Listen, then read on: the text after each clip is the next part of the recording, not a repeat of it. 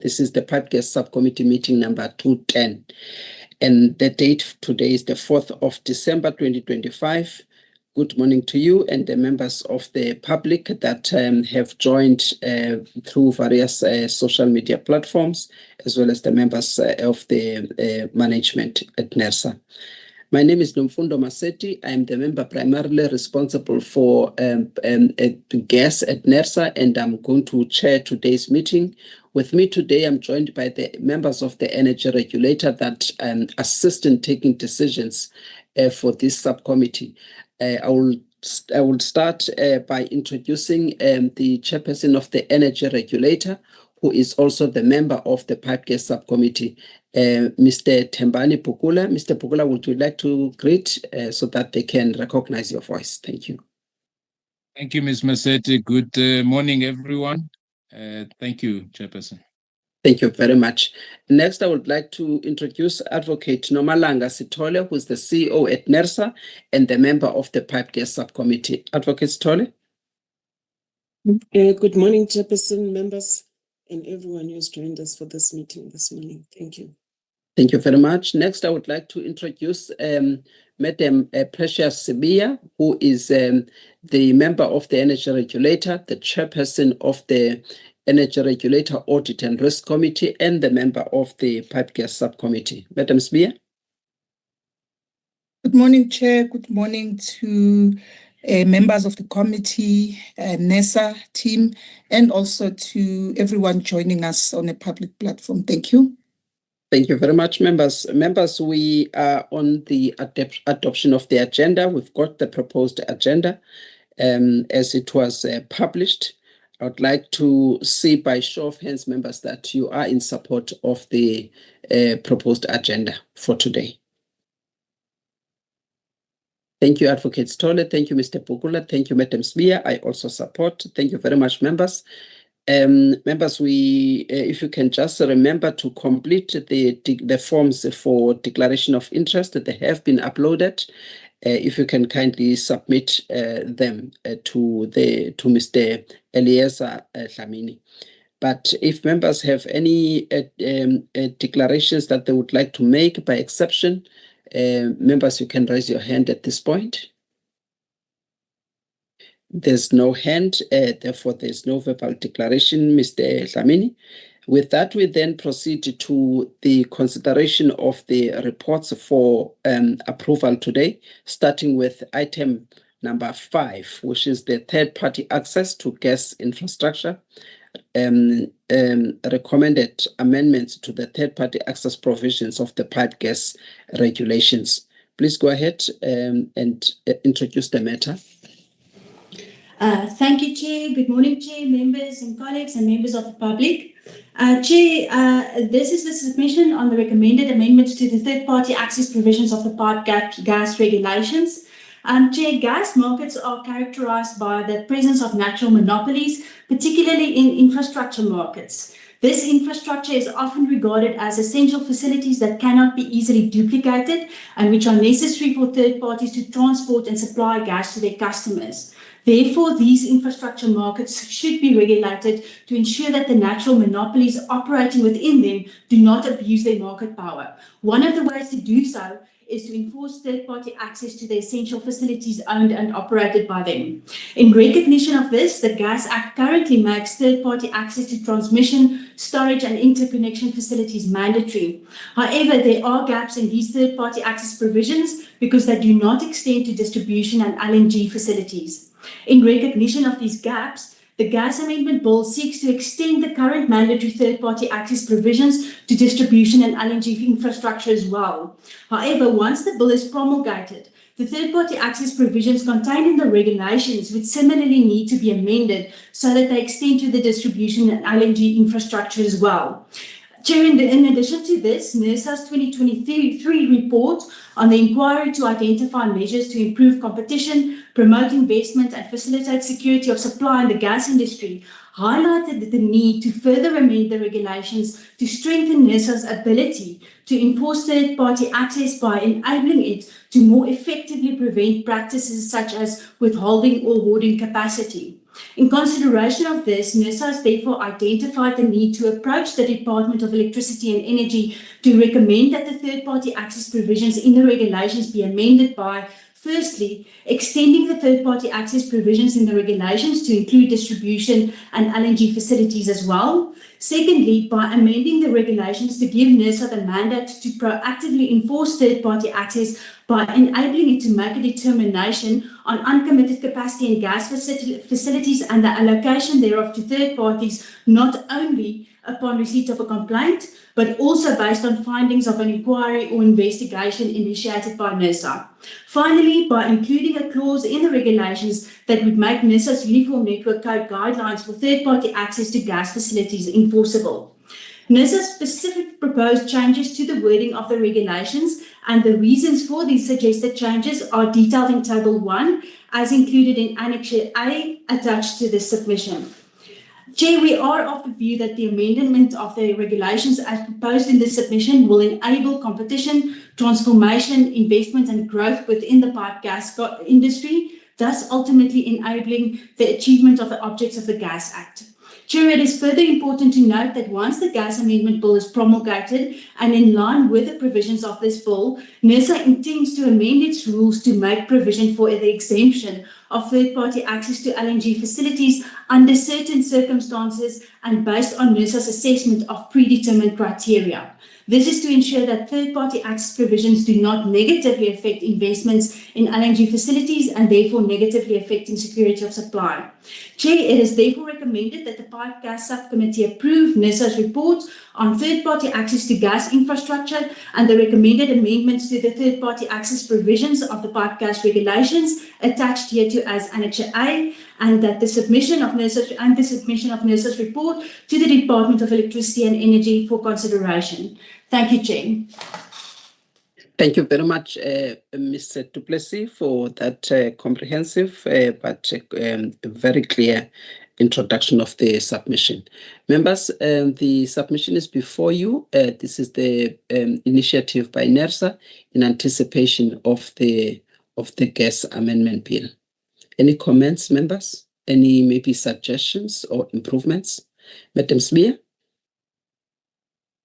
Thank you, Chair. Thank you to the team and the presenter, Louise du Plessis, and also everyone who part of this initiative. As NERSA is a step, it's the right step that we need to take because we need to transform the industry. So these types of initiative from my side are the initiatives that we need to be involved in.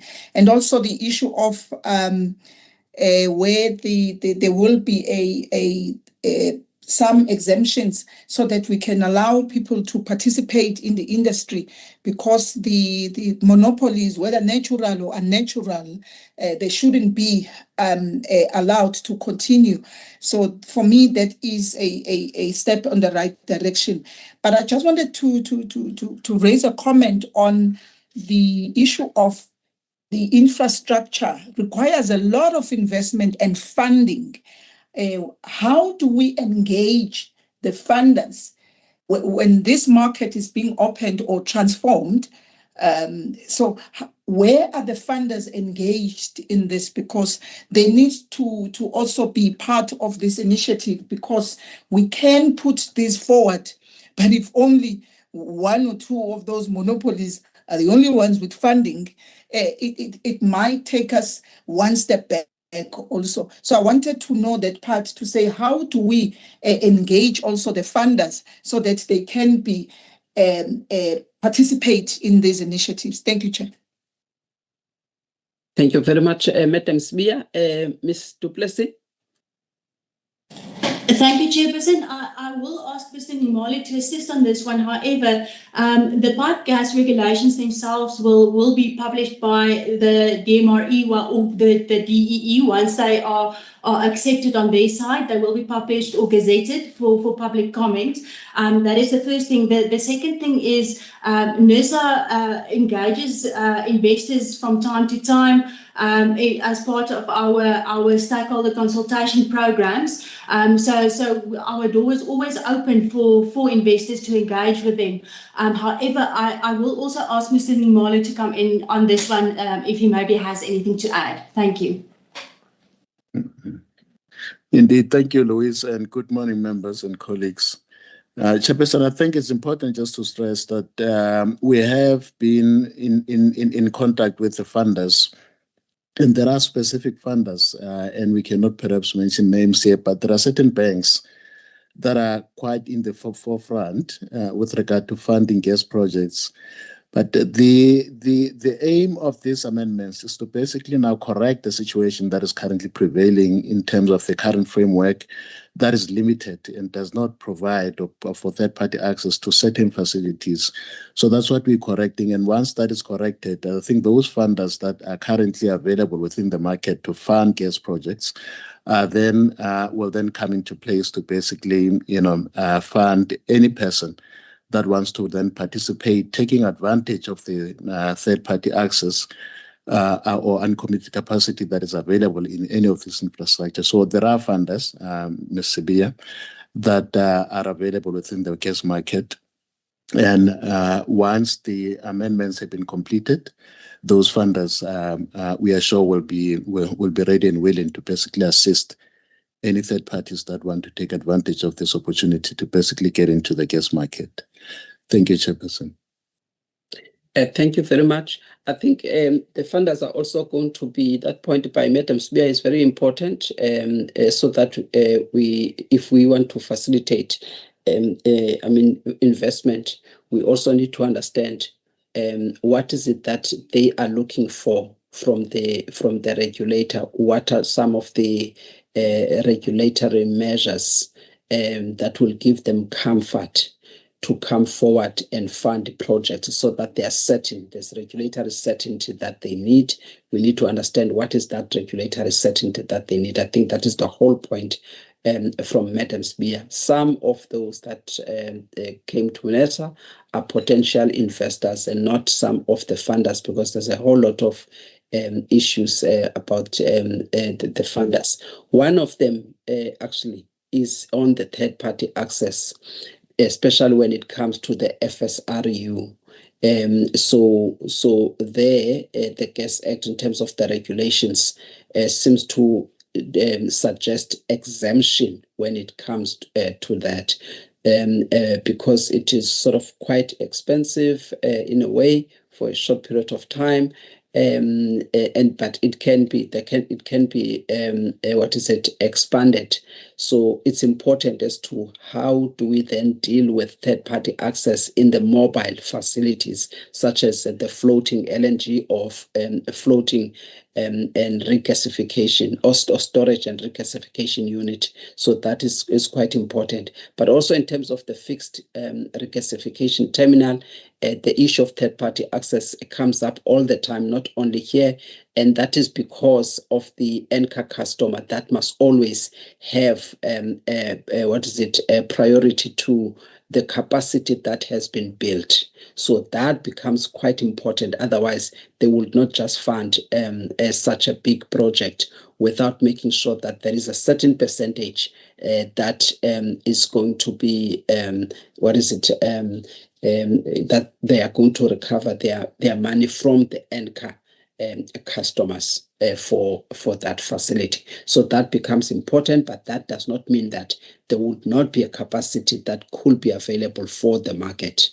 So those are kind of things that they take into consideration. I think in the next step, then that's the proactive approach from NERSA may then be important in just involving the funders to test their views again on the issue of third-party access as we proceed. So I think that's what I would then suggest. Madam Sibia, are you comfortable with the response and the additions? Yes, Chair. Thank you very much. Thanks to the team for the responses. Thank you. Thank you very much. All right, members, that takes us then to the decision that is sought. by the team in terms of this initiative. The team is requesting the pipe gas subcommittee to approve. Is that to approve, Louis?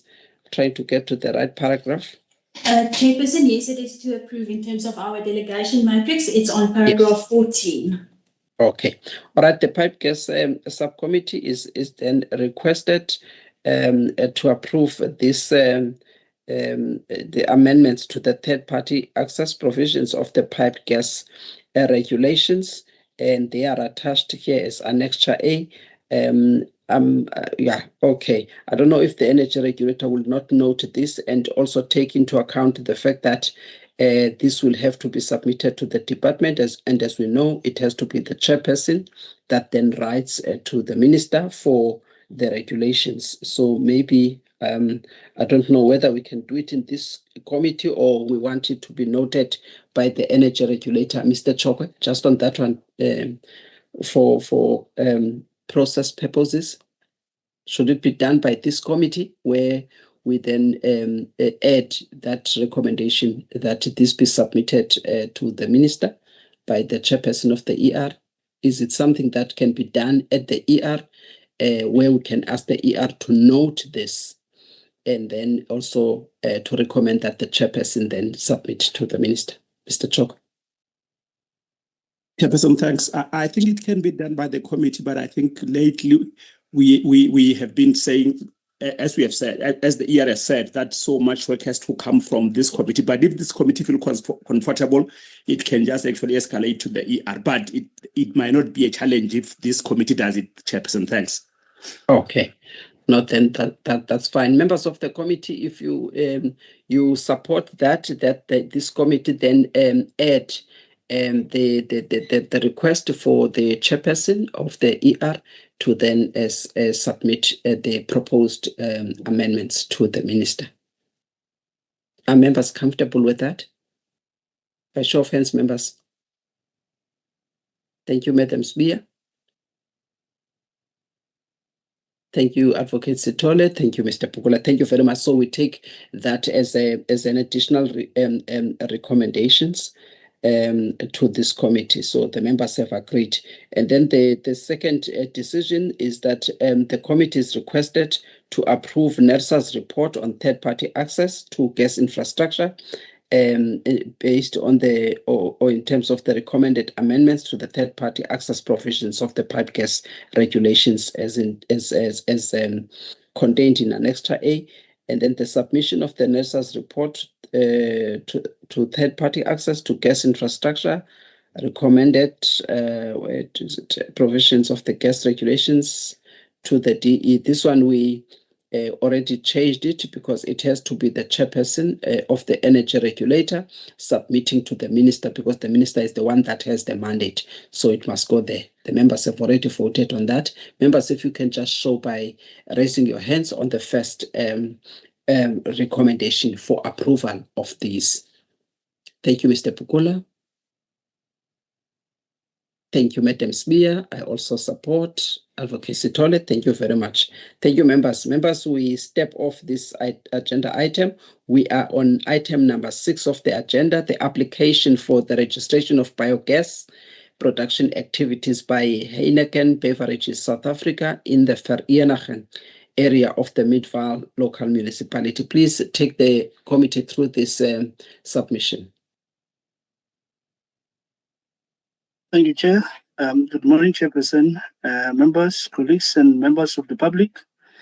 The purpose of the submission is to request the Pipe Gas Subcommittee to approve operation for production of biogas by Heineken Beverages South Africa. It is situated at Field Business Park, 1 the main road in the Midvaal area of Midvaal local municipality in the Gauteng province. Heineken Beverages South Africa application is made in terms of Section 28 of the Gas Act. The applicant's activity include the feeding wastewater containing suspended or dissolved organic matter originating from activities such as brewing, fermentation, filtration, cleaning in place, and other beverages processing and operations, fed into the anaerobic digester system at its wastewater treatment facility.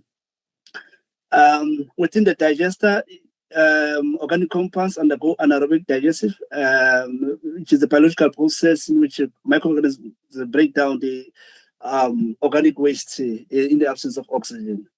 And so this process produces biogas, and biogas is used for the purpose of boiling steam. It's mixed with natural gas to fuel a dedicated boiler that generates steam that is used in the brewery. Heineken Beverage South Africa gas production activity falls within the definition of production as contained in the Gas Act. And Heineken Beverage South Africa has provided the actual gas production quantities in gigajoules per specification of the operation. The applicants meets the requirements of the registration in terms of Section 28 of the Gas Act and complies with the rules applicable for the registration of gas activity. It is recommended that the Pipe Gas Subcommittee approve the registration made by Heineken Beverage South Africa for the registration of operation, production of biogas at Kliplevier Business Park, on the main road in Midvaal area of Midvaal local municipality in the Gauteng province. Thank you, Chairperson. Thank you very much, Mr. Maluka. Members, the application is before us. It is for registration of the production of gas. Any comments, members, by show of hands? It seems the members are comfortable with the submission itself and the explanation that you made also just in terms of summarizing what is contained in the submission. With that, members, I would like to then take you to the recommendations that are on paragraph 14. Is it 14, Mr. Maluka? Going to paragraph 14. Yes, it is 14 on page, yes. Page 14, Chairperson. Thanks. Thank you very much. Thank you very much. It is recommended that the Pipe Gas Subcommittee approves the registration of an operation for the production of biogas by Heineken Beverages South Africa at Kliplevier Business Park in the Midvaal in the Gauteng province, and to approve the attached reasons for decision as well as the certificate and associated conditions of registration of gas production activities. You left the production activities. By show of hands, members, if you're in support of the decisions. Thank you, Mr. Pukula. Thank you, Madam Smia. Thank you, Advocate Sitole. Thank you very much, members. We've got a couple of registrations today. Item number 7, it is again an application for registration of biogas production activities by Cape Dairy Biogas Plant in, what is it? Is it Morgenster area, or is it in English, in the city of Cape Town metropolitan area? Please introduce the submission. Thank you, Chairperson, and good morning to everyone present on the call. I will take the submission as read. The purpose of this submission is to request the Piped Gas Subcommittee to approve the following. Point A, the application lodged by Cape Dairy Biogas Plant for the registration of the operation of a biogas production activity in the Manchester area of the City of Cape Town Metropolitan Municipality in the Western Cape. Point B, the attached reasons for decision. And point C, the certificate of registration for the gas production activity and its associated conditions. Section 1.7 of the Piped Gas Delegation Matrix mandates the PGS to consider the registration of gas production or importation in terms of Section 28 of the Gas Act, or of an activity in terms of items 1 and 2 of Schedule 1. The applicant will process organic waste to produce biogas, which will subsequently be upgraded into biomethane. More details about the process description are provided in paragraphs 7.3 to 7.15 of the submission. This project will minimize reliance on important fossil fuels for energy generation. It will also create employment opportunities within the community and empower personnel with the skills to produce biogas from waste. In addition, the need for composting in the area would be minimized as composting is associated with odor problems. It attracts pests, it requires a large space and takes a long time to complete. The applicant has provided planned gas production quantities in gigajoules. Therefore, the application meets the requirements for registration in terms of Section 28 of the Gas Act and complies with the rules applicable to the registration of gas activities. In conclusion, Chairperson, based on the analysis presented, it is recommended that members approve the application as presented as per the recommendation made in paragraph 15 of the submission. Thank you, Chairperson. Thank you very much, members. Members, any questions, comments on this submission? By show of hands, members. Thank you, Mr. Pukula. You may go ahead. Chair, just a question of standardization. I mean, like you said, there's a couple of these. For instance, under financial implications, we don't state where the adverts were placed, and yet in the previous submission we had stated that clearly, and also on my conveners are stuck now, but it doesn't change the fact that I'm in support. But I'm just saying, can the managers just make sure that this thing standard, you don't have information in the other and you exclude it in the other one? But other than that, Chairperson, I'm in support. Thank you. Thank you very much, Mr. Pukula. Madam Spear. Thank you, Jim, for the presentation. Chair, is the time it takes to come to the committee. From what I read, the first application was done in June and we are in December. That is 6 months, Chair.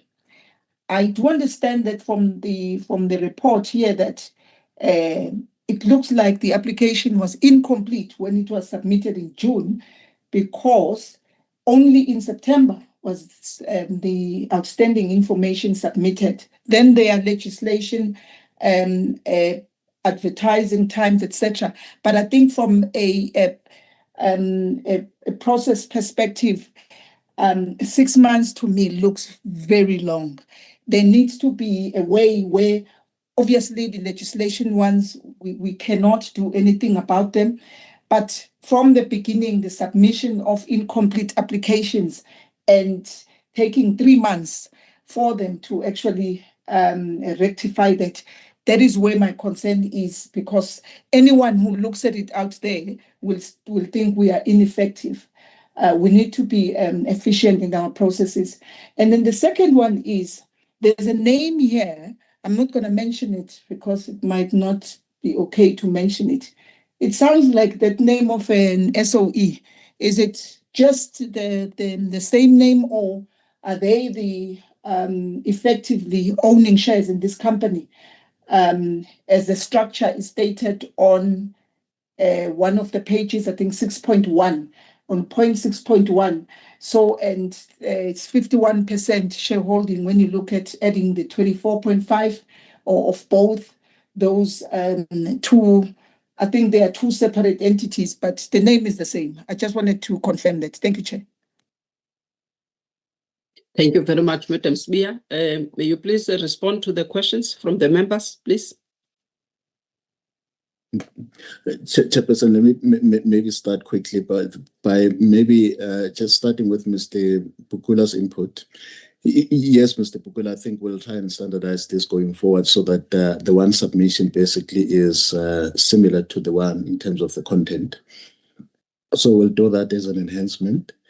Mr. Bia, with regard to the time taken to the committee, I think the problem before that, but let's answer the key question. I think the issue of standardization is what must be done going forward. But the issue is that the advertisement when the matter was placed, the advert was placed. So can we clarify that issue of the advert, then deal with the standardization?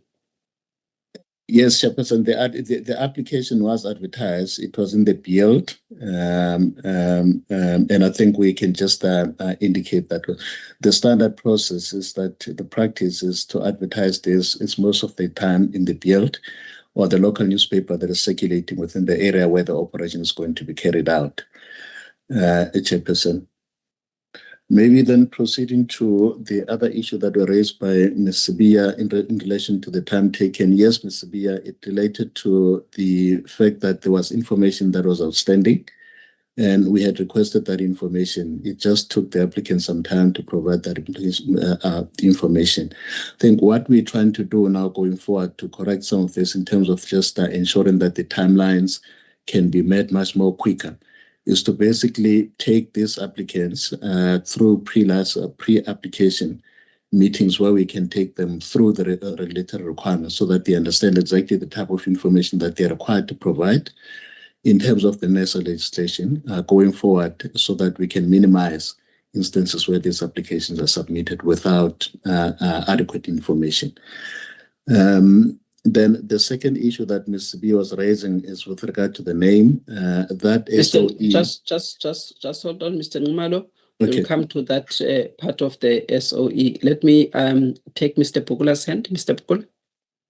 Thank you, Chair. Chair, I am just taking an issue with what Mr. Ngumalo is saying, that we will take them through a workshop. I think that when we clearly define what is required, and I want to make an example of what most of us would have done. When you want to apply for car finance, it's very clear what you must submit, and it can really be automated. There's more to Ms. Sibia's point that we are taking too long. If we just have the details that are required, and we'll even have samples, people can do this in half a day, and then are only able to submit to us when those things are all there. If you don't have those things, we must make it such that you can't submit. That's part of maybe a project that we must just undertake going forward, of automating this. It would be so easy to automate, but even in the one where we're still having a paper process, if it doesn't have all of those things, it mustn't be accepted by NESA. Thank you, Chair. Thank you very much, Mr. Pugula, for that. I think they must also just, that automation is also very important. But I mean, they do the team GLC. They send out a notice inviting people to apply, and they also hold stakeholder workshops. In that presentation, they also deal with the requirements. So I think now to improve on that, the issue of the automation and putting down some standard things is what we need to do, rather than maybe to say we'll hold all of these workshops every now and then. But the other thing that they know is that when the applicants did not submit sufficient information, we don't keep that application with us for 3 months to clock our system. That's one thing that they know. You reject it because you spell out the information that is missing, you give them the response within 7 days, and they know that. So if they haven't provided the information within 2 weeks, then you reject the application so that they can apply when they are ready to apply. So I think this is something that they should have also in the application, maybe to indicate by when, what is the official date of application, and so that it can be clear to the committee, for efficiency purposes of this committee that has the authority to then understand how long it actually took you to process this after the information has all been submitted. I think that's important, and I thought the project leader was going to come in to give the committee the comfort of the date by when the advert went out, but also the official date of the application itself after all information was submitted. The normal way of doing this, and it's standardized across all the 3 divisions anyway. So, but that's not the response that has been provided to the committee. Let's be specific and not generalize. Thank you very much, Ms. Pukula, for that input. Mr. Numalo, you can then finalize the responses. Yeah. Thank you, Chairperson. The last one was with regard to the name. I think Ms. Bia wanted to find out if it's the same one that is an SOE. Ms. Bia, it's not the same, and we are aware of the SOE that you're referring to, but it's not the same. This is a private company. They're basically operational in that area with regard to biogas projects. Chairperson, Okay. I think I've covered everything. Thank you. Okay, thank you very much, members. With the clarification that has been provided, the recommendations were read out that the committee is requested to approve the application for registration of Heineken beverages. What is this? Is it the same? Am I correct, Mr. Ngumar? Heineken. No, this one is the Cape Dairy biogas. Yes, yeah. Oh, sorry. Yeah. Okay. Is the Cape Dairy biogas plant in what is it? What is this? The area, but it is in the city of Cape Town metropolitan area of the Western Cape province. The improvements have already been stated that this process now going forward, it must be automated, and that will make things easier, even the timelines that are taken by the energy regulator. And I think also the information that is required, it also needs to be automated, and also the forms, and that will make things much easier. With that, members, by show of hands, if you are in support of this application. Thank you, Mr. Pukula. Thank you, Madam Sbia. I also support. Thank you, Advocate Sitole. Thank you, members, for the support. We are on item number 8, the application for registration of biogas production activities by EnviroServe Waste Management in the table view area of the city of Cape Town. Thank you, Chairperson. The purpose of this submission is to request Subcommittee to approve EnviroServe Waste Management Pty Limited at Frankdale in Milnerton area of the city of Cape Town Metropolitan Municipality, Western Cape Province. EnviroServe Waste Management application is made in terms of Section 28. Applicant's activity involve degradation of biodegradable waste disposed at the landfill that is buried organic materials such as food waste, sewage sludge, paper, wood, generally organic waste, which decomposes and then it will break down within the landfill environment. Also, microbial process will generate biogas, or what is known as landfill gas, where methane will be produced and carbon dioxide. Currently, EnviroServe is flaring produced methane gas or biogas. The landfill gas based the biogas generation falls within the definition of production as outlined in the Gas Act, as the facility produces biogas through anaerobic process, occurring within the waste mass. EnviroServe has provided a plant and actual gas production quantities in gigajoules specification for the operation. The application meets requirements for registration in terms of Section 28 of the Gas Act, and also complies with rules applicable to the registration of gas activity. It is therefore recommended that Biogas Subcommittee approves the registration made by EnviroServe Waste Management for registration of the operation of biogas at Frankdale in Milnerton area of the city of Cape Town Metropolitan Municipality in the Western Cape Province. Thank you, Chairperson.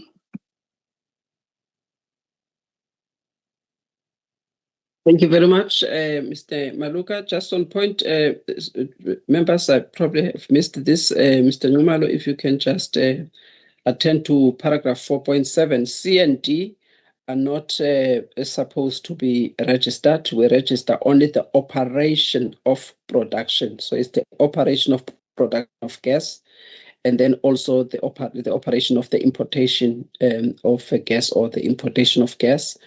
But there is exclusion in section 28 that if it's the transmission, the operation of a transmission for own use, it need not be registered, as well as small biogas projects in rural areas need not be, if they're not connected to the grid, they need not be registered. Mr. Ngumal, I think those, if you can correct on paragraph 4.7, may have missed that. But with that, members, if you can comment, if there are any comments, members, on this one. Advocate Stole. Thank you, Chairperson, and thanks to the presenter. Chairperson, mine is just a point of enhancements in relation to the triple BEE.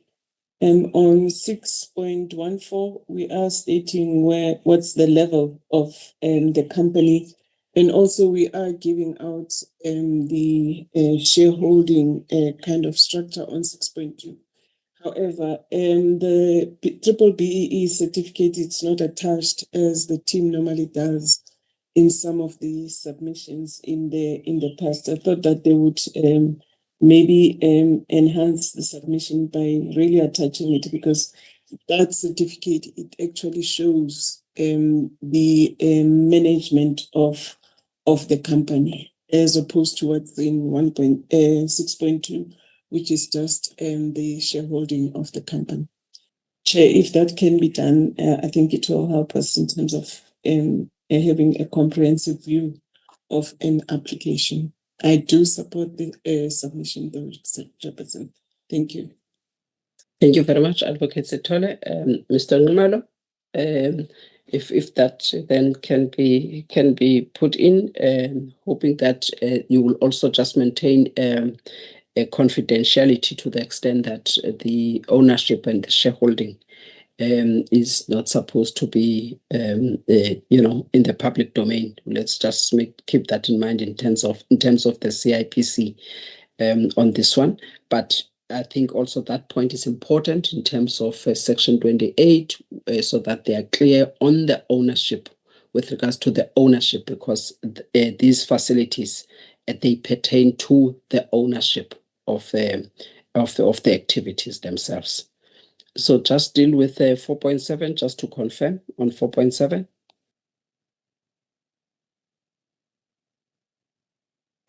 Chairperson, yes, we do confirm that indeed we'll provide that certificate just to complete the picture in relation to triple BEE.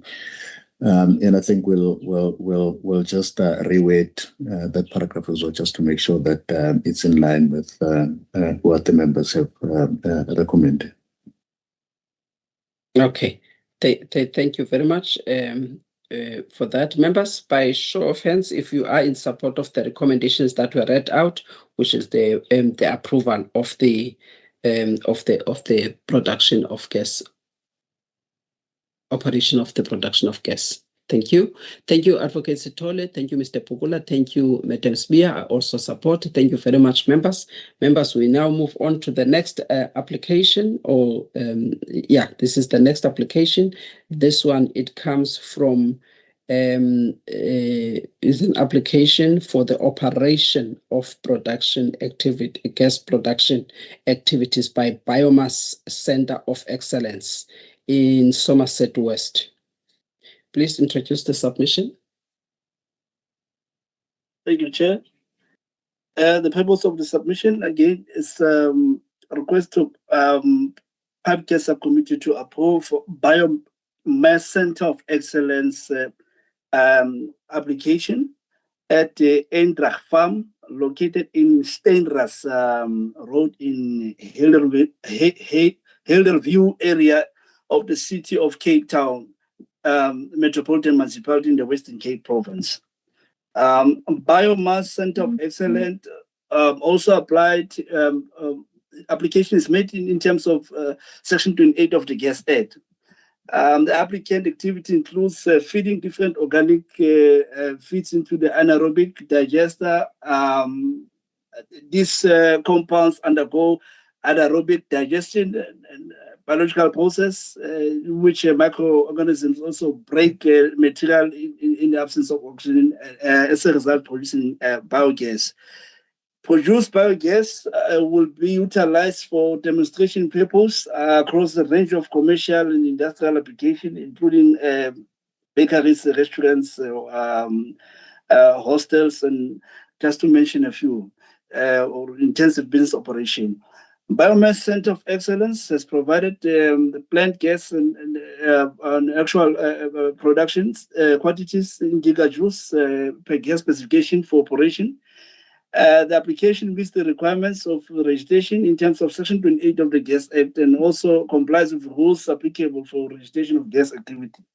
It is recommended that Pipe Gas Subcommittee approves the registration made by Biomass Center of Excellence, Pty Limited, for registration of operation for production of biogas at Ian Drach Farm, located in Stenras Road in Hiddleview area of the city of Cape Town Metropolitan Municipality in the Western Cape Province. Thank you, Chairperson.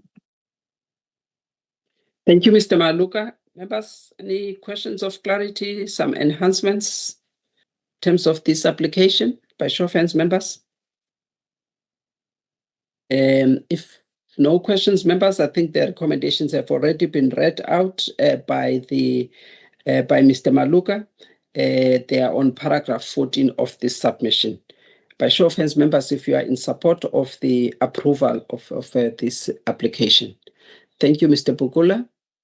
Thank you, Advocate Sitole. Thank you, Madam Spear.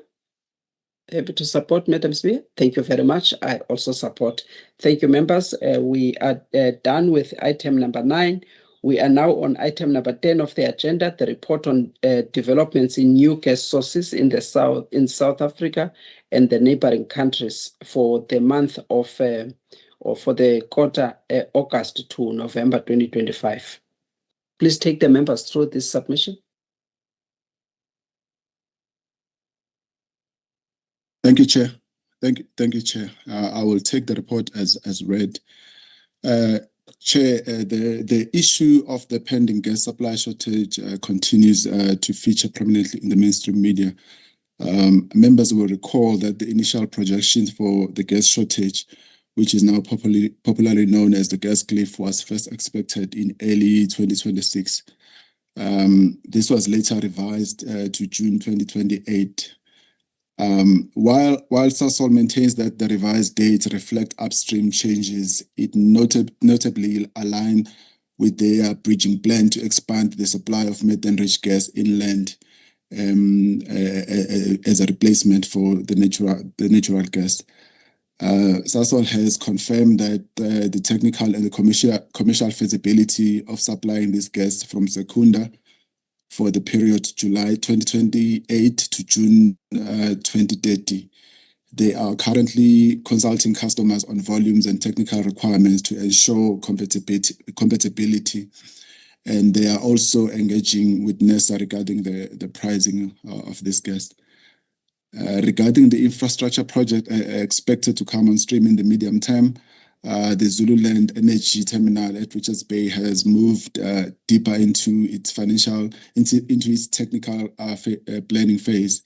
Work is now focused on land rights, pipeline connection to the Lily pipeline, and firming up anchor or customer allocation.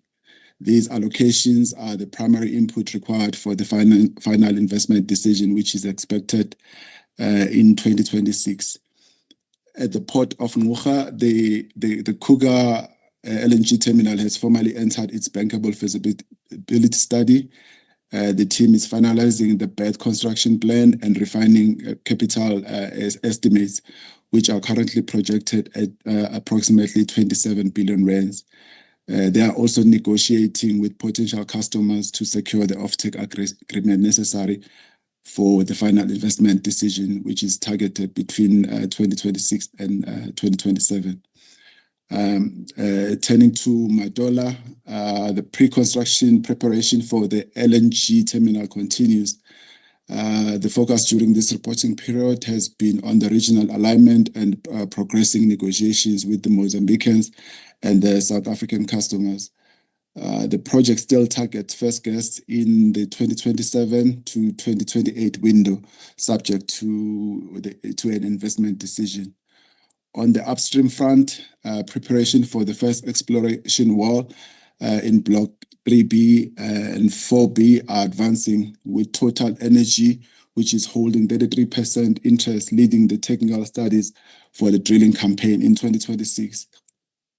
Conversely, for Block 11B and 12B, the resource is still being evaluated by the remaining partners following Total Energy's exit, with the focus on resolving commercial and regulatory uncertainties. Briefly touching on regional development, Chair, the report also details the imminent restart of the Mozambique LNG project and the significant new gas condensate discoveries in Mozambique Orange Basin, both of which are reshaping the long-term regional supply outlook. Lastly, Chair, from a policy perspective, the recently approved 2025 integrated resource plans commitment to 6 gigawatt of new gas to power capacity reflects a role of gas in contributing to the country's energy diversification away from coal. Eskom's 3 gigawatt gas to power project in Richards Bay demonstrate how this policy direction is being translated into infrastructure development. While June 28 remains the critical reference point for mitigating the national gas supply gap, Eskom's updated planning indicates first gas by 2030, which with current effort focus on feasibility work, commercial contracting, and regulatory alignment. I will stop there, Chair. The report is here for noting. Thank you. Thank you very much, Mr. Mtiane. Members, the report is here for your consideration. Any comments, members? A show of hands. Since members are comfortable, the report is here, members, for noting. If members are happy, if you can kindly raise your hands to show the support of this report. Thank you, Mr. Pugula. Thank you, Advocate Sithole. Thank you, Madam Smia. Thank you very much, members. I also support. Thank you. We now go to item number 11, the quarterly report.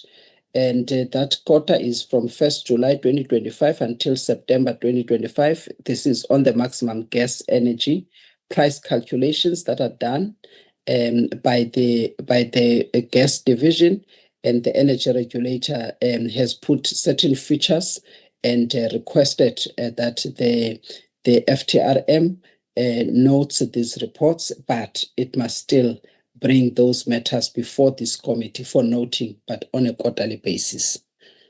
Please then introduce what happened in those 3 quarters. Good morning, Chair, colleagues and members. I will take the submission as read and provide a high-level overview of the report as expected. I will start off with the purpose. So the purpose of this submission is to request the PGS subcommittee to note the monthly maximum gas energy price calculation for July, August, and September 2025.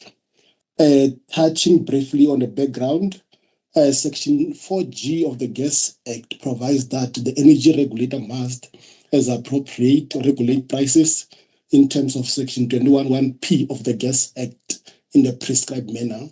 On 27 February 2025, the energy regulator concluded that the competition in the piped gas industry remains inadequate. As a result of this finding, NERSA will continue to apply the maximum pricing methodology when approving maximum prices for piped gas.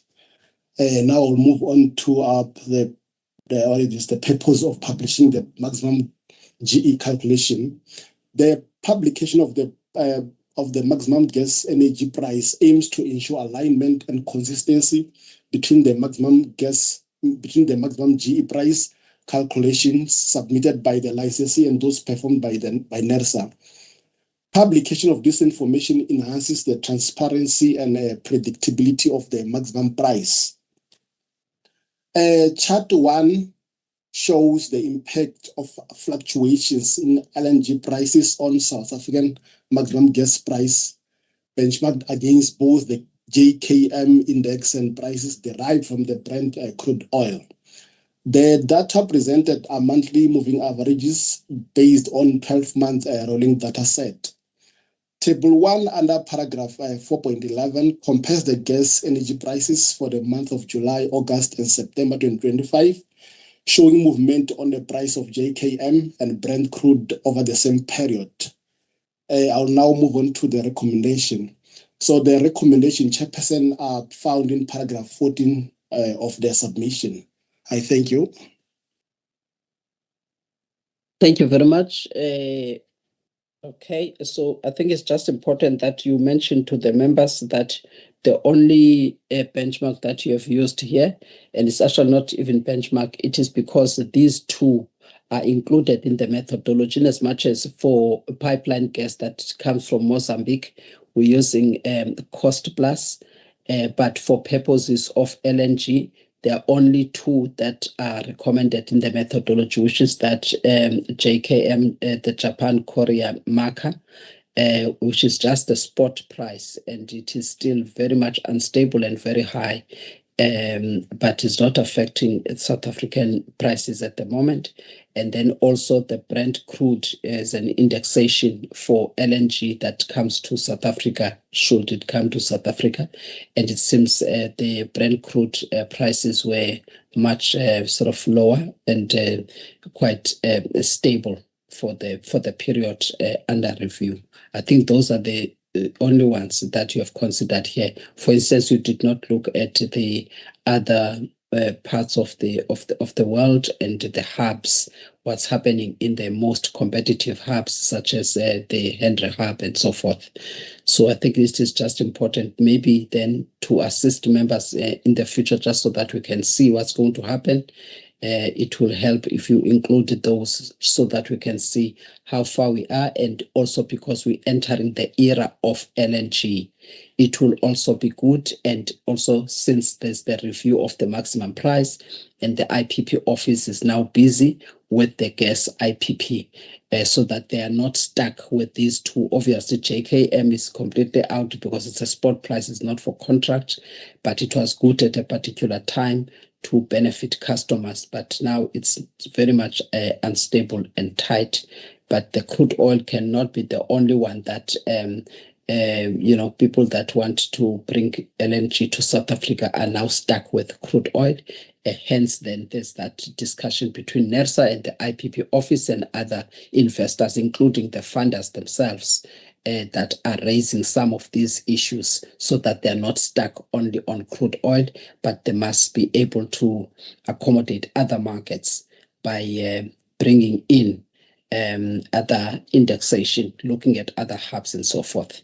So I think that is important, just to show the significance of and the impact of the current methodology, and whether NERSA is paving or creating an environment that is conducive to investment.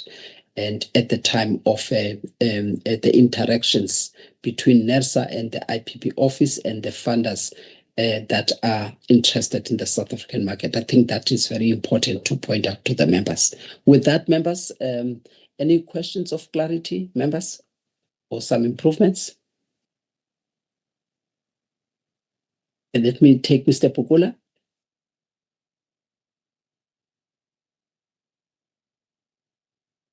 Sorry, Chairperson, the thing I was going to query, I got to see that the response is in the next paragraph. Apologies. Thank you, Chairperson. All right. Thank you, Mr. Bugula. Thank you very much. Members, if there are no questions, then the recommendations are that the subcommittee is requested to note the quarterly calculations of the maximum gas energy price for the month of July 2025 up until September 2025. So it's 3 months, and as confirmed by the FTRM under the authority of the energy regulator. By show of hands, members, if you are in support of the noting. Thank you, Madam Spear. Thank you, Advocate Sitole. Thank you, Mr. Pukula. Thank you very much, members. The matter is noted, and we then move on to the next agenda item, the final assessment of Kwande Gas Pty Ltd's application for the maximum price. The maximum price should have been effective from July 2025 until 30 June 2026. It is recommended to the energy regulator. Please take us through this. Thank you, Chair. Good morning, Chair, members and colleagues. The purpose of this submission is to request the PGS to recommend to the energy regulator to approve the Kwande Gas application for a maximum price of gas for the period 1 July 2025 to 30 June 2026 and approve the reasons for decision as attached as Annexure A. Chair, on the 31st of July 2025, NERSA received the Kwande Gas application for a maximum price of gas for the period 1 July 2025 to 30 June 2026. Additional information was requested and received on the 13th of August 2025, explaining the gas volume projections and the adjustment in the gas price from 1 July 2026.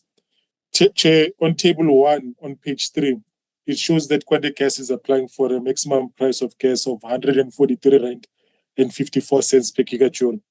Chair, table 5 on page 6 shows the difference between the Kwande Gas and NERSA assessment of the maximum gas price application. Chair, the difference of 3.36% is due to the acquisition cost of gas and the trading cost. Chair, the acquisition cost of gas, the difference in the acquisition cost of gas is as a result of the calculation of the PPI. NERSA calculated the PPI using the preceding tariff application before to 30 June 2025, whilst Kwande Gas used the PPI years preceding the application, calendar year preceding the application to determine the PPI. Chair, the trading cost difference is due to the calculation of the tax expense. NERSA used the flow-through approach to calculate the tax estimated tax expense as per the prescribed method in the tariff guideline, whilst Kwande Gas calculated the estimated tax expense using the estimated profit for the year. Chair, the overall difference is less than 10%, and in the past, NERSA used the threshold of 10% to determine whether the application can be considered acceptable. And to be consistent with the previous decision, Chair, it is recommended that NERSA accept the Kwande Gas maximum price of gas for the period 1 July 2025 to 30 June 2026. Chair, the recommendations are on paragraph 14 on page 9. Thank you, Chair. Thank you very much. You forgot to do the standardization because this thing is not. It was never meant for public domain. It was just the way that NERSA was trying to guard against, especially where we've got a mandate to approve, so that we don't approve anything that is double digit. It will need to be, to be revised and being looked at rather than for us to approve a double digit, because in that way it was felt that we sort of giving ourselves powers to set the price. But in any event, I've already proposed the way that it should be framed, and I don't know why you missed that when I put it in the submission in all of that. Madam Ms. Makota, you saw it, and Mr. Ngumal, maybe that's what you needed to correct there, how it's supposed to be put, because it will be a matter of compliance, because we'll always be faced with a situation where now stakeholders, what they do deliberately, not calculating things in the way that we have them in the methodology, and then they will be higher by 8%. And by being higher by 8%, it means customers tend to pay more, by 8%. But it should be something that we monitor during sort of enforcement and accountability on the price. And all of that has been stated how the team should be doing it so that customers need not be made to pay 8% more or 5% more. I think that is important simply because it's below 10%. That cannot be. So we're trying to put some accountability. That was the emphasis and the wording itself that should have gone in there, but they just ignore it. Members, I just wanted to emphasize that because then we should do what we are supposed to do instead of allowing customers to pay some additional amounts when they shouldn't, simply because of the calculations that are done by licensees deliberately, but simply because they are less than 10% that now staff always use without showing what is the caveat that we are going to use there to make sure that we bring them back to accountability. I thought I need to emphasize that, members, because I've already said that there's a way that they need to put it, and it must be part of the monitoring of compliance to do away with the extra fat that they are enjoying. With that, members, I just want to check if there are any comments from your side by show of hands, members.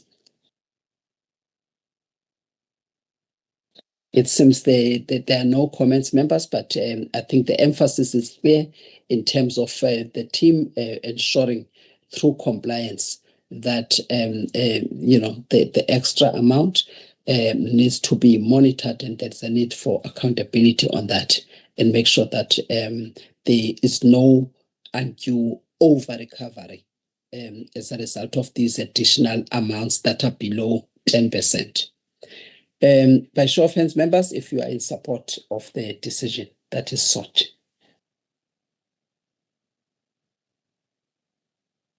Thank you, Mr. Pukula. Thank you, Advocate Sitole. Thank you, Madam Spear. I also support. Members, we are on the next item, the next agenda item. This is now agenda item 13. It is the report on the monitoring of Zemvelo Gas Pty Ltd's compliance with the approved transmission tariffs for the period 1st July 2024 to 30 June 2025. Please introduce the submission. Thank you very much, Chairperson. Chair, the purpose of the submission is to request the Pipe Gas Subcommittee to approve that Zemvelo complied with Section 4H as well as Section 22 of the Gas Act in the monitoring period starting from 1 July 2024 until 30 June 2025. Chair, this report is in line with Section 4H as well as Section 22 of the Gas Act. Chair, I'd like to draw members' attention to Table 2 of the submission, which basically shows the transmission tariffs charged by Zemvelo Gas compared to the approved transmission tariff for the period 1 July 2024 until 30 June 2025. And Chair, as shown in this table, Zemvelo Gas charge its customer a transmission tariff that's way below the approved transmission tariff for the period under review, and therefore Zemvelo complied with Section 4H of the Gas Act. Chair, in terms of their compliance with Section 22 of the Gas Act, Section 22 of the Gas Act aims to ensure that there is no discrimination between customers or classes of customers unless if it's objectively justified and based on identifiable grounds. In this monitoring period, Zemvelo has a single customer, and therefore Section 22 of the Gas Act is not applicable to them in this monitoring period. Chairperson, the recommendations are on page 7. Thank you. Thank you very much. Members, any questions of clarity on this submission for monitoring of compliance? By show of hands, members. It seems it is straightforward. Members are then requested to note that as Zemvelo has complied with both Section 21(1)(p) because it has not charged a tariff that is above the tariff that was approved, not 21(1)(p), Section 4H, because it's a tariff. It has not charged a tariff that is above the tariff that was approved by the regulator. And secondly, Section 22 is not applicable since it has one customer. So there are no issues of price discrimination that the energy regulator needs to monitor. By show of hands, members, if you are in support of that noting. Thank you, Madam Spear. Thank you, Mr. Pukula. I also support Advocate Sithole. Happy to know. Thank you very much, Advocate Sithole. Thank you, members. Members, we now move on to the next submission. The next submission is the preliminary assessment of the application that was filed by Novo for the maximum gas price for the period May 2025 until 30 April 2026. And also, please state why it is late, and noting the fact that Novo has applied, but it did not comply. If you can please take the members through that. Thank you very much, Chairperson. Chair, the purpose of this submission is to request the PGS committee to note this preliminary assessment of Novo's application for a maximum gas price for the period starting from 1 May 2025 until 30 April 2026, and to also approve the publication of a consultation document on this preliminary assessment of Novo's application for the maximum gas price application. Chair, Novo is applying for a maximum gas price of 337 rand, 82 cent per gigajoules for the period 1 May 2025 until 30 April 2026. Chair, this is reflected in table 1 of the cover submission. Chair, when we add up all the component of Novo's overall maximum gas price, we did pick up a 1 cent discrepancy. The overall maximum price should have been 337.83 instead of 337.82. Chair, the issue has been brought to the applicant's attention for correction. Chair, I would like to draw members' attention to table 2 of the covered submission, which detailed Novo Energy as well as NESA's calculation of the trading cost. The difference in the calculation are reflected in percentage terms. Chair, Novo figures are taken as they are from their application. And Chair, as reflected in table 2 of the submission, the overall difference between Novo as well as NESA's trading cost calculation translates to 2.61%.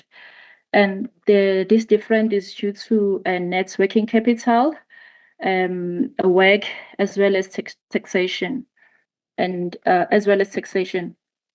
The difference in WACC calculation, Chair, it stems from the MRP as well as the risk-free rates calculation, where NESA used the most recent available data.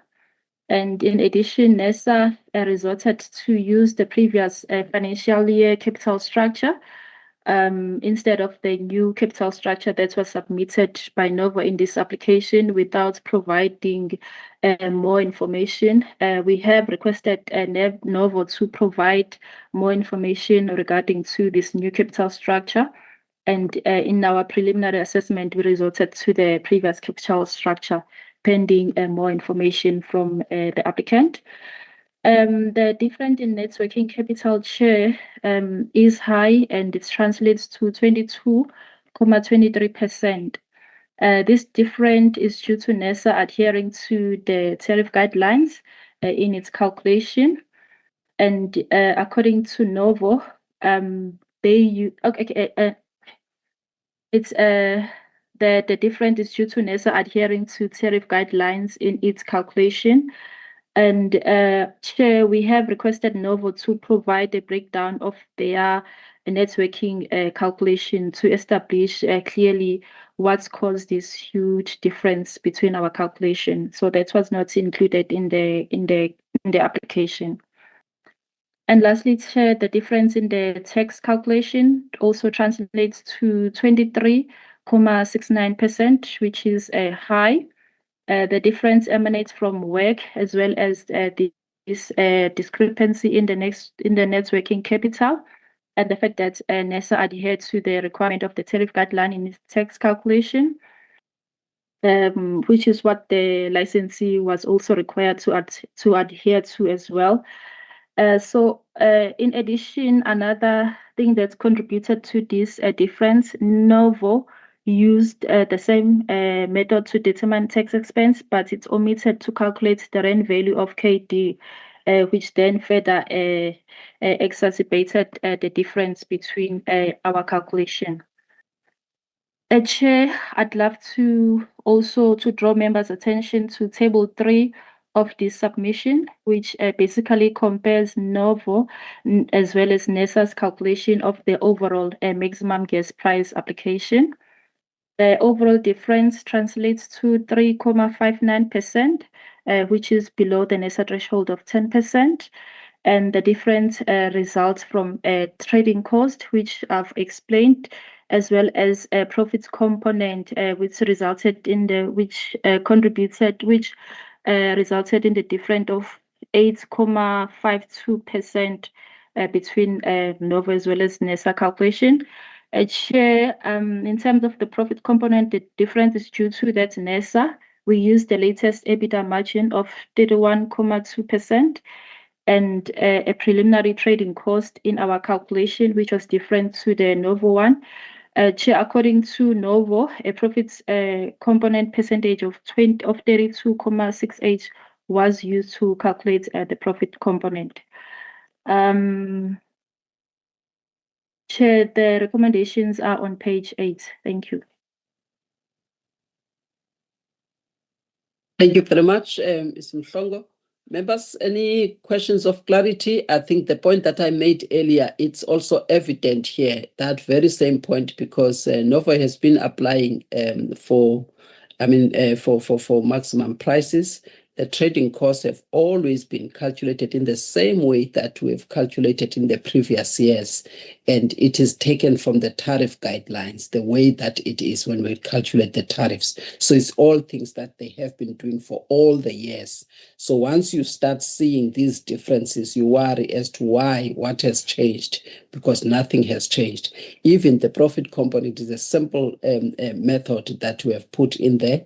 And also just the issue of the timing, what data is supposed to be used. So we would like to bring these licenses back to what they should be doing, because already those things are generous. So you can't again allow another additional fat there simply because when you calculate, it will be below 10%. So hence that emphasis that was made earlier, that during the monitoring, they must make them account so that they stick to what has been stated, as opposed to allowing them to earn, or not to earn, actually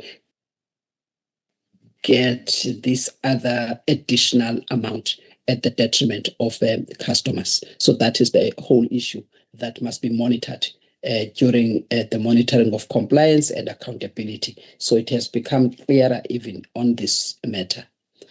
With that, members, I would like to check if members have another maybe suggestion or improvement or comment. By show of hands, members. If none, members, the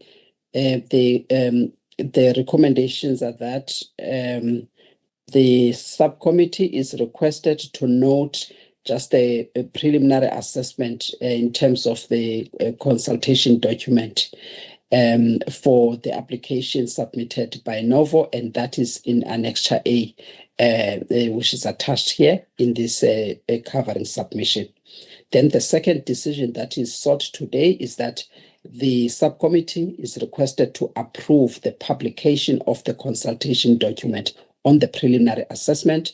It includes questions so that stakeholders can then be in a position to comment on this.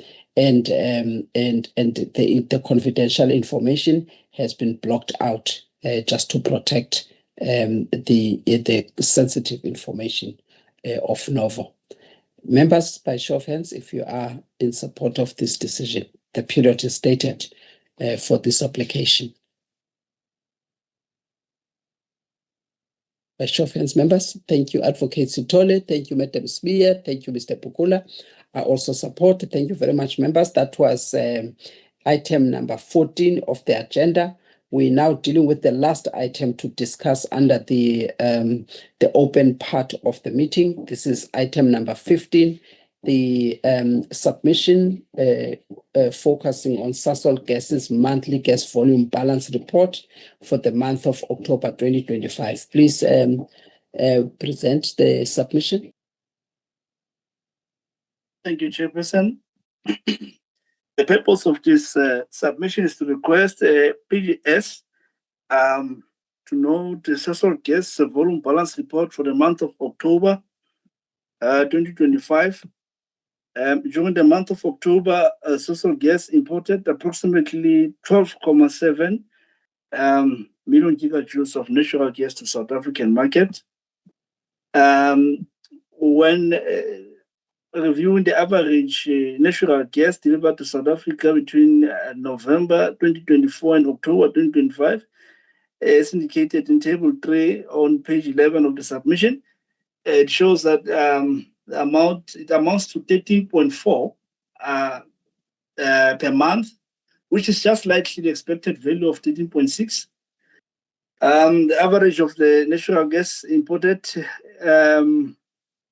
that slight fluctuation of the supplies suggests that the year-end financial outlook is unlikely to be adverse or to be adversely impacted. This only suggests that Mozambique gas exported to South Africa underperformed for the month of October, potentially due to upstream production constraints. The percentage variance for October was negative 0.25, which is within the acceptable limit of the agreed international benchmark of 1%. It is therefore recommended that Pipe Gas Subcommittee to note the Sasol Gas volume balance report for the month of October 2025. Thank you, Chair. Thank you very much, Mr. Maluka. Members, the gas volume balance report for October is before the committee for your noting, members. Any maybe questions of clarity? It seems there are none. Members, the decision that is sought is that members note this report and the gas that was delivered in Secunda for the month of October 2025. By show of hands, members, if you're in support of the decision. Thank you, Madam Spear. Thank you, Mr. Pukula. Thank you, Advocate Sitole. I also support. Members, we have now come to the end of the open part of the meeting in terms of deliberating on the regulatory reports. I would like to thank the members of the members of the public, as well as the other interested stakeholders who have been following today's deliberations and proceeding of this meeting. This is the last meeting in this year. We are going to see you in the next year in January. We thank you for showing interest in the matters of the energy regulator pertaining to the gas industry. This meeting is now closed for the members of the public so that we can consider the governance matters. Thank you very much.